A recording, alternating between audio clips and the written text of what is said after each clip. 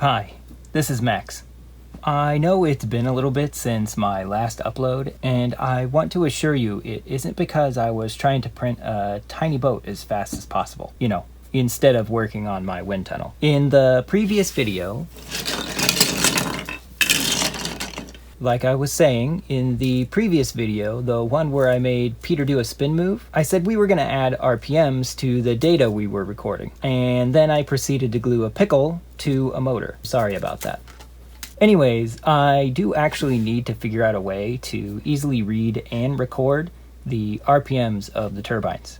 So let's go on a real side quest today and see what we can figure out. I got a few suggestions in the Peter Go Round episode. Thank you, by the way. One from Dan, which was to purchase a hertz/frequency meter, but I'm struggling to find one that can easily integrate with my Arduino. The Arduino is acting as sort of a data acquisition system. It's collecting all of the signals from the different sensors and processing them into a format I can use to display and store, though I'm not currently doing the storing part. We'll get to that another day.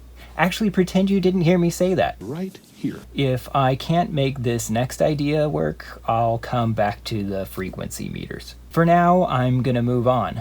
Lloyd also suggested a couple of things. One was an optical gate sensor, and the other is what I thought sounded like a Hall effect sensor, which is actually a really great idea, and I think it's the one I'm gonna try. I just got these Hall effect sensors today, and I think if we just stick it here,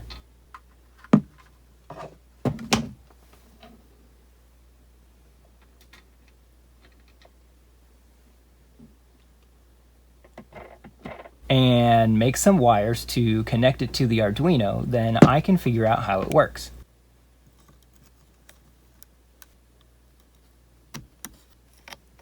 Okay, so the sensors should be picking up every other magnet as they go by, because I think they're oriented north, south, north, back and forth forever. So I'm gonna display the sensor's output and we can try to decide what to do next. Nothing.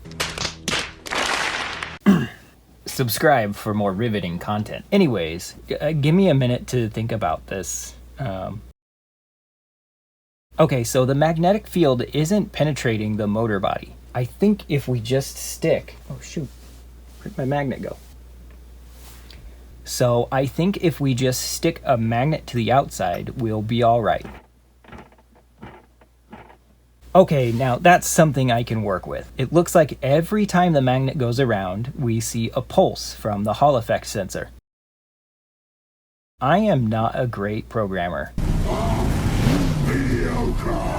Anyways, getting past all those hurdles I put in front of myself, we did manage to get the Hall effect sensor to work, which is great because the other idea that I had was very complicated and, well, jankier. For any of you who are curious about how I'm calculating the RPM, I'm simply dividing 60,000 by the number of milliseconds between sensor pulses. Let's see if it agrees with the optical tachometer.